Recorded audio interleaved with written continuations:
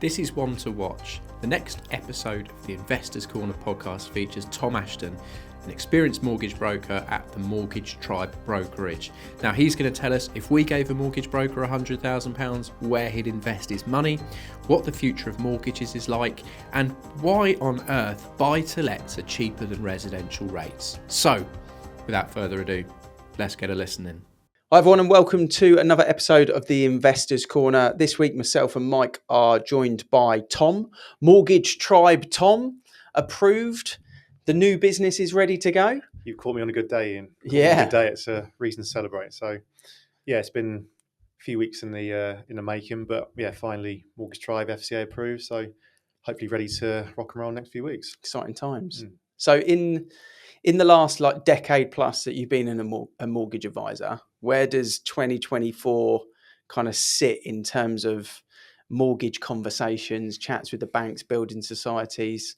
Is it normal? Is it a 10 on the strange scale? Is it a 1 on the boring scale? Where is it? It's not as strange as last year, which is good. I think the end of 2022 and all through 2023 was the strangest years that I've had. I've been a mortgage broker since 2012. It's all been pretty plain sailing, to be honest with you. Low interest rates, and then for the first time in my career, really, I've seen sort of very different, rates, very different fees, lenders sort of tightening up, and all of a sudden the market got a lot harder. But I think we've got through the worst of that, and I think 2024, the rates have steadied a bit. They've come down a little bit. I think it'd be interesting to see what happens for the rest of the year, but they've definitely steadied out. But I think this year will be just a year of hopefully a bit more calm than what we've had in the last 18 months, which is obviously really good for us and good for mortgage applicants as well.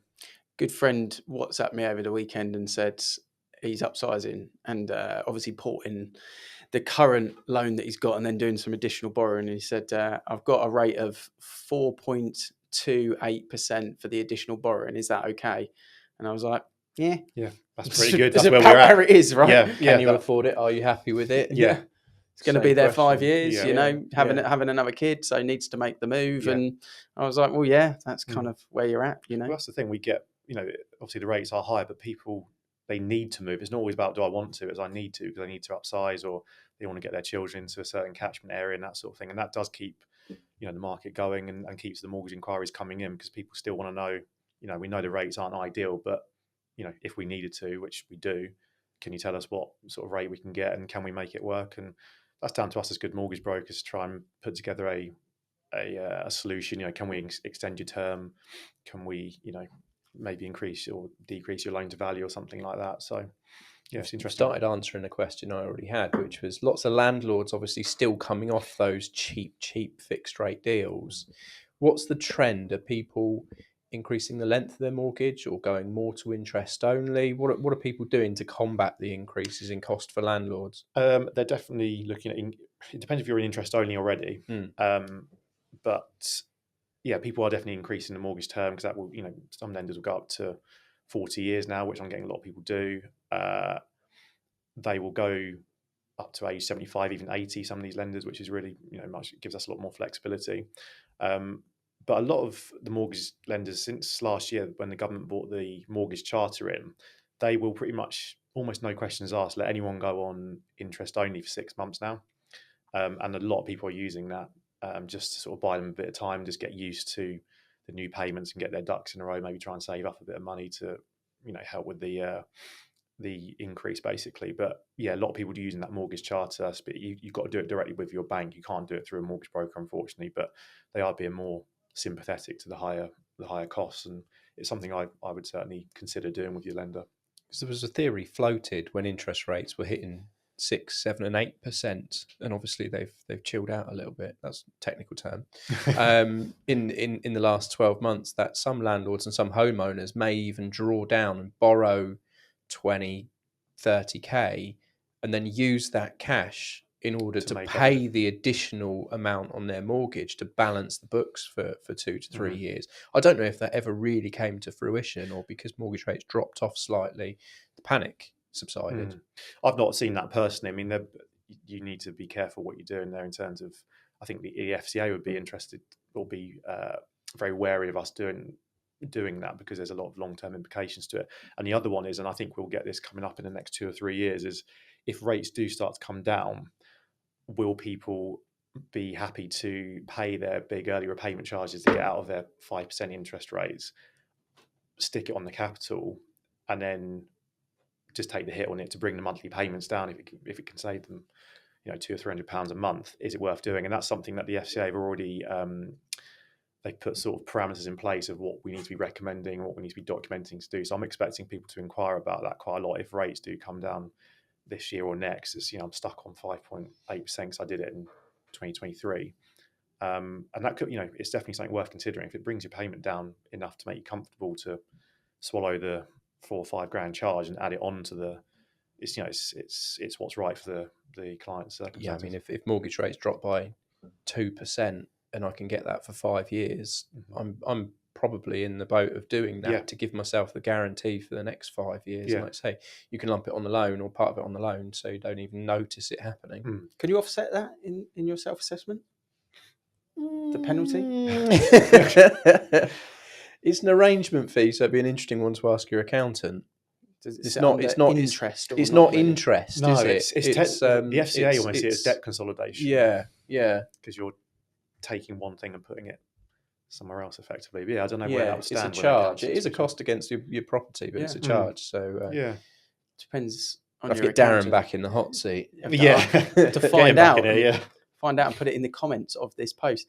You and Andy, I saw a clip from when I was on holiday actually talking about minimum wage and actually 2 people together on minimum wage, how much rent they can now get approved on. Yeah. Which is like £1,500 a month. Yeah. What is it from a mortgage point of view these days? If you've got someone with a 10% deposit and let's say 2 people have come together on minimum wage, 23 and a bit grand a year, what kind of loan are they now able to get from a mortgage point of view? Yeah, if someone's coming in at combined income 50,000, around that sort of figure, you might be able to get 4 or 5 times your income. So you're still looking at, what's that? 250. Yeah, 250 depending on the lender. So 275 purchase on minimum wage. Yeah, it's not bad, is it? To be fair, it's not bad, really.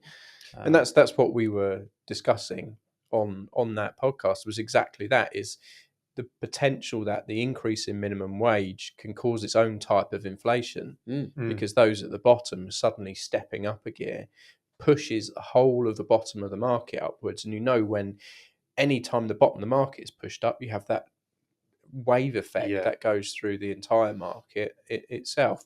Drove a few comments on YouTube as well, which you love. Kicked off a bit. Yeah, some dodgy profiles coming out of the woodwork. Grumpy granddad and a lot things of numbers like at that. the end of it. On pantsman.com. He was having a right old pop. I mean, you talk about dropping rates. What do you think? I know you can't predict this. We don't know. But what's your gut feeling kind of telling you over the next 18 months for kind of the average interest rate? I think it will. I think it'll begin with a 4. I think maybe 4.5, a little bit lower than that might be the average. I think the average still at the moment is around 4.75, 4.85 maybe. They seem to, they are going up and down a lot just because the swap rates are still going up and down. But my prediction would be, and / hoping, but probably low 4s, between 4.2 sort of 4.4 as an average, which is a lot better than what we were. Because you sometimes look at the headlines where people have got 50% deposit, 50% equity or 50% deposit, and you see those and you think, that's where the rule is. But typically the average mortgage is 20-15% deposit. So that's the kind of rates you're talking about. Yeah, there, really. And obviously the highest rates, if you've only got say 10% deposit, or we're now seeing these a lot of 5% and even 1% mortgages. We were looking just a minute ago, which was 5.99% at the moment for a 1% deposit mortgage. I think it's a minimum of 5k you've got to put down, which I don't know if that's a topic for another day or not, but some of that does scare me a little bit. But if it's there and there's a demand for it, then people are going to go for it. But that is definitely the higher end of the spectrum now, sort of the 5.8. Is that why buy-to-let's cheaper at the moment? Because the majority of landlords, I would say the majority, without having done the maths or the research, the majority of landlords got higher levels of equity because properties are owned for a longer period, bought a long time ago, gone through that. And you needed 25% in the first place. Exactly. Starting at 20. Well, in this area, starting at 25 to probably 40%. Yeah. a lot of the time. I think you're right, Mike. And also, I think initially the buy-to-let market seemed to get hit the hardest. So of the lenders who were just buy-to-let only, their net lending was really, really low in 2023. So they've had to make up some sort of deficit. To stay in business, they need to lend basically. So I think they've just thought, let's just get aggressive with our rates and just get some new applications coming in to sort of get the ball rolling again. But I think you're right. It's just the higher equity in those properties is keeping those rates down, which is good for landlords. I don't think people really appreciate that sometimes. They kind of see the banks as this big sort of entity over there, and then they've got all the public. But what you're talking about there is some of these more niche buy-to-let lenders. There's some lenders who just specialise in buy-to-let. It's quite rare actually these days that lenders do both. You just seem to get your BM Solutions and the Mortgage Works who do buy-to-let only, and then you've got, say, Nationwide, Halifax who just do residential, and it's just the market they're in. Off the top of my head, the biggest ones are probably Santander and NatWest, who do both residential and buy-to-let. But I'd say the market leaders are probably the ones that in buy-to-let are the ones who specialise in it, like the Mortgage Works, BM Solutions. They're sort of the two heavyweights, but that's all they do. Yeah, so vast majority of the time when you go to see a mortgage broker at the end of your buy-to-let term, it tends to be the regional building societies, doesn't it? Who you get put with. Yeah, it's a bit a carousel of the Leeds, BM Solutions, Bank of Ireland, which goes round and round, rather than the big high street lenders. And you'll see them sort of just creep up to the top of our sourcing lists. And again, we have to justify every mortgage product that we recommend, and our job is to get the cheapest overall package for the client. And if Bank of Ireland or Newbury Building Society just happen to be having a bit of a fire sale on their rates that day, and that's who we'll recommend, and we'll put an application with them, and so that's when you see some of the quirkier lenders coming out for which you might have not seen before, because they're the ones that we're going to go to, but they'll quickly get inundated with too many applications and stick their rates up again to stop that. On the buy-to-let products, it was about 12 months ago where arrangement fees for buy-to-lets were horrifying to look at. It was definitely an over 18 movie, because it was scary. 7% and things like that. Have they leveled off? Are they kind of more comfortable, more normal, should we say, in inverted commas? We saw that there was still a lot of these like 3% fees out there, which again you just need to do the maths and work out how much you're borrowing, if that's worth it. But I think a lot of landlords now they'd rather have it's a $2,000 fee. It is a bit higher than what it was, but at least I know what it is, rather than it's 3%, trying to then work that out, and if I borrow more and that sort of thing. So even though there are those high fixed rate fees seem to have disappeared, I think they came out because people had nowhere else to go really. But the percentage fees are still there, sort of 3%. But I'd say the maximum product fee you're really looking at is about $2,000 now, which is still a lot better than where we were, and I think landlords will swallow that. Yeah, because that was horrifying to see. But it does kind of seem to me now, though, we have Pete come on as a kind of resident guest, much like yourself, to get frequent updates on HMOs. But it does look like a lot of people that are interested in investing in property now are not necessarily just going for that standard kind of 2-bed flat investment that used to be kind of that go-to. They are looking at now and saying, right, with service charges on, especially some of the stuff that's built in the last 10, 12 years, service charges are quite heavy on those. And that hits you a little bit. And then obviously you've got the interest rates where it sits at the moment. And then you look at kind of, although rent has climbed, which has been great, it's hard to sometimes make those work. So it does seem like people are now, if they are investing in property, they're either going a bit more chunky on the purchase, and they're getting a house, a 3-bed detached, a 4-bed detached, 3-bed semi-type house, or they're looking down the HMO route. They're looking at kind of different ways to maximize the rent that they possibly can. Airbnb's obviously been a big thing as well. Holiday lets became, huge investment purchases after lockdown. It was really a topical trend at that point, and we had someone on the show, didn't we, actually talking about that. those kind of products that, you know, are out there at the moment, any kind of feedback on those? Are they kind of getting a bit more restrictive with Airbnb or holiday lets or HMOs, or is it kind of what it's always been? Yes, HMOs. There's some pretty decent rates out there. Again, I've mentioned the Mortgage Works. They have a great HMO sort of selection and criteria. You know, they've always been the ones that I tend to go through for HMOs if it sources right. Airbnb, I'd say the lenders are still a little bit behind on that. Because there's no like tenancy agreement, they find it hard to sort of, how do we calculate the affordability and the stress testing when it's Airbnb. And holiday lets, there's still a lot of lenders who have a holiday let products, specific product selection. Leeds Building Society, off the top of my head, have got a really good proposition on that, and they'll look at it too. Again, you speak to the underwriter and you get them to look at it a couple of ways. Will they look at it as a monthly buy to let sort of rental, or will they go and assess it more on a holiday sort of short term let, and then see what fits really? But that's where speaking to a good broker will get you.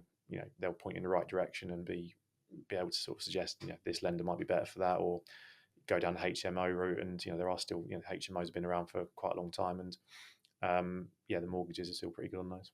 And Airbnb as well, becoming more and more. It's crazy that lenders are behind on it, because it is, it's all the rage now, isn't it? It's dominant. It's a dominant place. If you're talking about renting properties that you don't own, Airbnb have cracked that, and they make a huge markup on it. But for the lender, and for the landlord, I've been down this weekend down by the sea, and beautiful Airbnb, £630 for the weekend, for a couple of nights. And that place was just like fully booked, like every single weekend. And also for the user, it's so easy to go on Airbnb's app. It's a really good app, and you can see, reviews and that sort of thing. Is it just easier to get into an Airbnb, from a from sort of an applicant's standpoint, rather than going through, you guys know more about this than me, rather than going through like a letting agent or whatever? If I can use an Airbnb property, is that easy to do? I don't know. Well, I mean, this place was, looking at the rental is pulling in $6,000 a month, something along those lines. Probably on average, if it was fully booked, it's probably $7,500 a month. Not even peak season yet, in reality. And if you look at that kind of 3-bed terrace with no parking as just a kind of standard rental, $1,650 maybe maximum, something like that. So for the landlord and for the lender, it is the most risk-free way of doing it in terms of getting their rent covered, and it just feels that there must be some way that lenders must be able to look at the hotspots for Airbnb, or look at the backdrop, because again, Airbnb could give them that statistic. If and they make really wanted to work together, Airbnb will tell them what the occupancy rates are like in each postcode. Data, the data's there. We all know about what data companies are, and that's exactly what Airbnb are. Anywhere around the sea, anywhere around the coast is going to be a real hot occupancy rate. It doesn't even need to be that. I mean, I got an Airbnb in Darlington a few months ago. That's not a tourist town, but we were paying £90 odd a night for a house that's probably $90,000 to buy. That's not a bad return. No, and if you just look at it from the mortgage lender's perspective, in terms of how are they going to be sure to get their monthly payment back, well, it probably is going through something like Airbnb, where there is the more flexibility and the higher sort of margin, rather than your holiday lets and that sort of thing, which they're not as easy to they're not quite as user friendly maybe, and they might not get quite such a good yield on it. So I think lenders, it's good security for them in a way, but it's just because there's no like tenancy agreement, that sort of thing. I wonder whether they're just waiting on some kind of government intervention, because it's a bit of an unregulated market, and in certain hotspots, different councils are licensing or asking for planning permissions or making it difficult, because Airbnb obviously takes houses away from the local population. Whether mortgage lenders are just a little bit hesitant to stick both feet in before things go fully regulated, to say, well, you can only use this house 90 days a year for short lets. Yeah, it'd be interesting to see how that unfolds, because it's not new, it's not going anywhere. It's only going to get bigger and bigger. No. So it'd be interesting. You were talking off camera about inflation. You've been reading the Google news. Well, apparently March 2024, the rate's going to be announced that we're down to 2.2% inflation. We all know the target is 2%. It's always been 2%, hasn't it? And we're getting closer. And we're getting closer. So we feel like April will hit a 2% inflation rate. So the Bank of England target is back on where we should be, which in theory releases Bank of England interest rates to drop back down in June. It's almost like there's an election coming up, isn't there?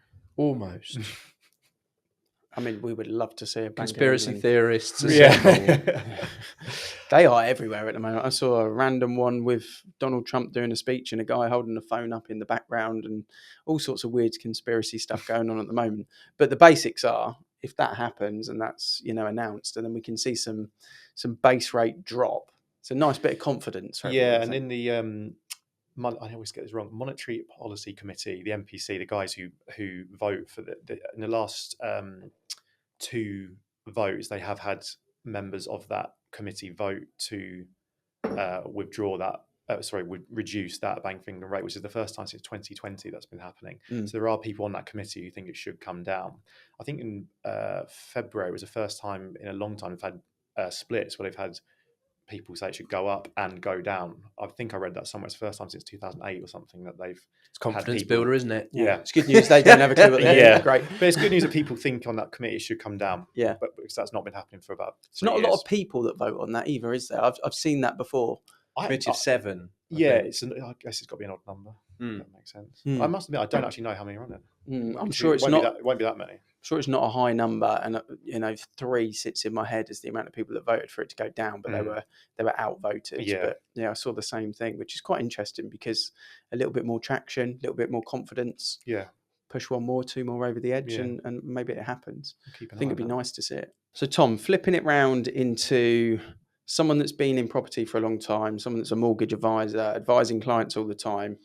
If we put 100 grand on the desk and said, go and invest it in something, what would be your kind of property that you would be investing it into? What type of thing would you be going for? What location? What would be your strategy? Are you looking for monthly returns? Are you looking long term? What would be your thing if we just gifted you with a cheeky little 100k?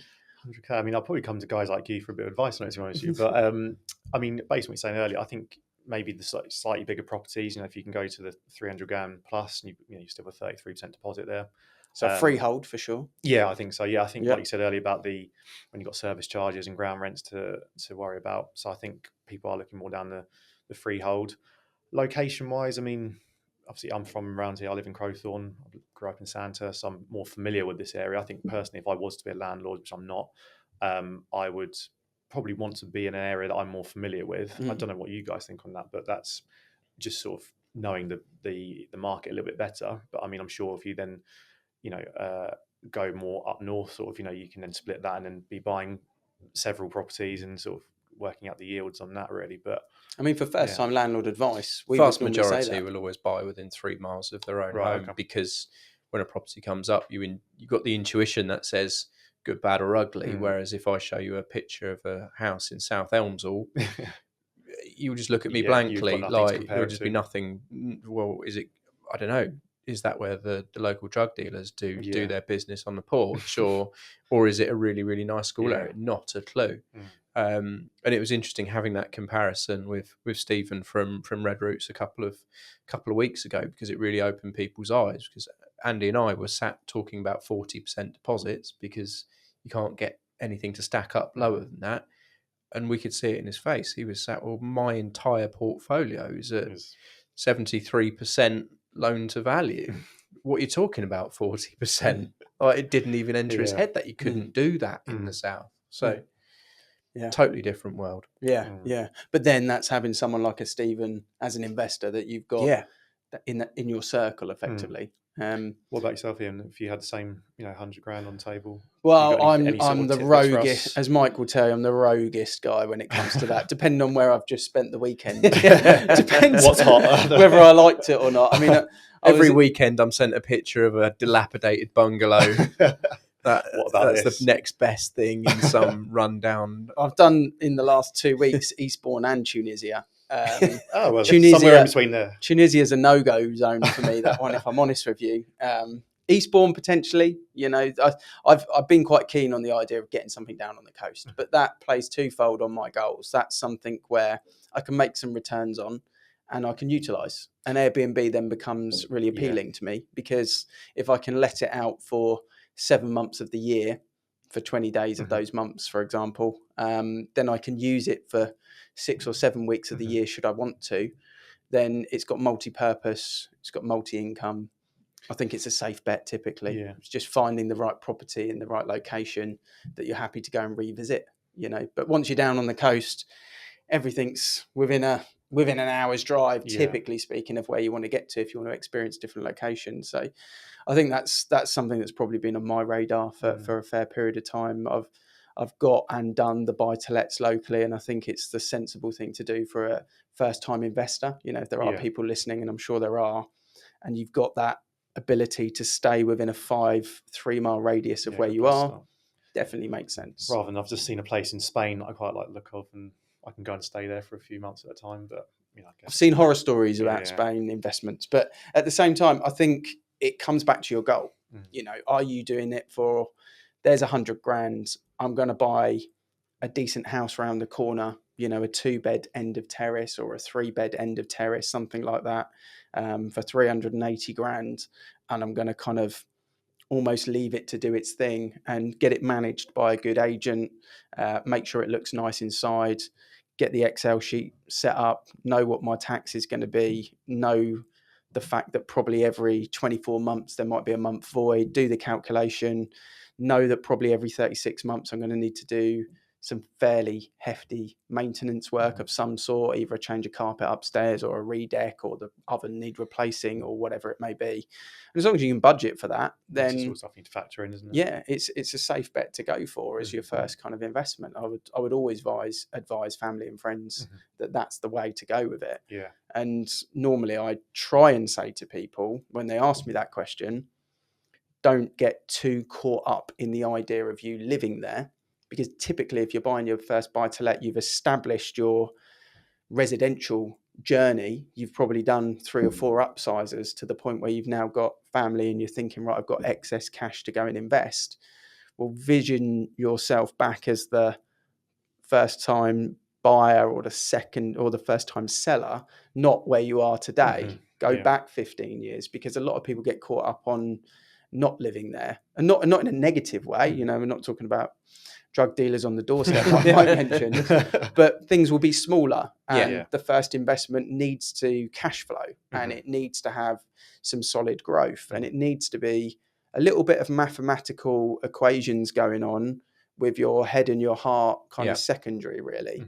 And trust your gut always. But I think that's the bit that the first time investor sometimes struggles with. They're trying to visualize themselves as almost a B plan. Like, if it all goes wrong, like, could I see myself living here? It's not the conversation. Is this a good place for tenants? And is it a good place for the rent to increase and the equity to increase? And why is that? And what are the 3 things around it? Nature, business centers, train stations, town centres, you know, nice area, council investing we spoke about before, all of these different things.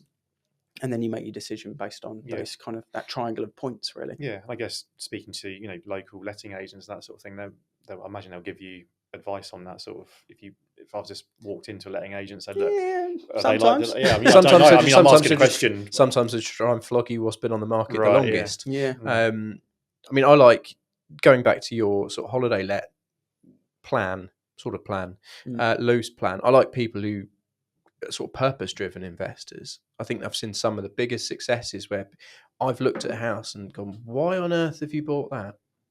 I had a client pay £500,000 for a 2-bedroom bungalow in Virginia Water, which sticks in my head. It would never leave my head.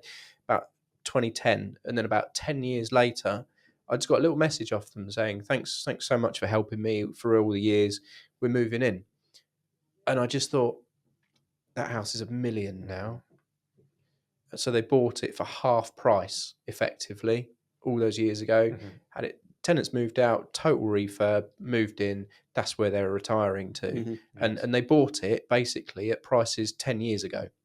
So that purpose-driven thing about having a property by the sea, where it only makes 50 to 75% of the income that it could make, but you're using it, or buying something that you may move into later on down the line. So it's that future planning. It's having a reason to buy it rather than just sticking it into something willy-nilly and not really knowing. It's going, oh, well, everyone's buying a buy-to-let. I better buy a buy-to-let because Dave down the pub says buy-to-let. It's great. It's, well, why are you doing it? And I've seen some of the biggest successes is because people are doing it for a specific reason.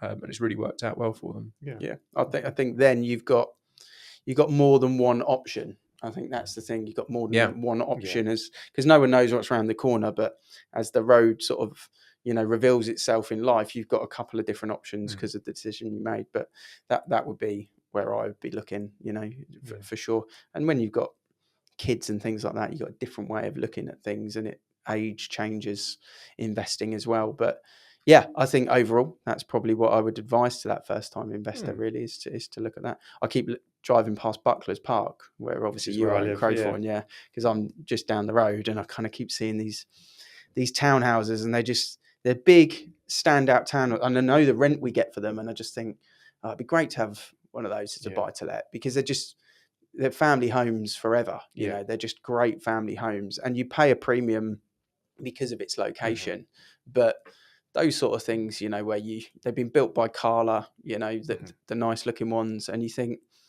that's just a plug and play. You can't lose if you just want a quick win. The yield on those is not bad at that end. You've got to get some big cash to put down, but you can't lose on something like that because of the area. And it shows with a good developer as well. When I moved in, it was legal in general, and I've got to say I had hardly any snagging at all. It was really built to a good quality finish, and touch wood, 4 years later, I've never had any issues with it. And I would love to let mine out. It's a 1-bed flat in Buckler's Park in Crowthorne, and it's the sort of property that I think would be a good sort of probably for me if thinking about it. Maybe to answer your question, if I rather than doing the $100,000 thing, would I rather do a let to buy basically rather than sell my flat? I would love to be able to let it because I'm familiar with the property itself anyway. And you just got a bit more affiliation to it, and maybe psychologically it's just a bit different when you've lived in a property that you then start to let out maybe. But do you remember about 2.5 years ago we did the podcast with Andy Mead talking about show homes being purchased with the lease back to the developer? Well, I know the person who owns all the show homes in Buckler's Park, funnily enough. And they're still show homes. Those four units. Did about a 10-year lease back, I think it was. Phenomenal deal. Yeah. Wow. Unbelievable deal. Still show homes, still cash flowing, and I don't know, in 2.5 years what they've gone up since he bought them for, but he's going to have a good 22% increase in equity on those particular ones, and you've got the best tenant you could ask for in there, really. So it's just sometimes you don't need to be creative, you just need to be opportunistic with your local market. The question. Yeah, absolutely.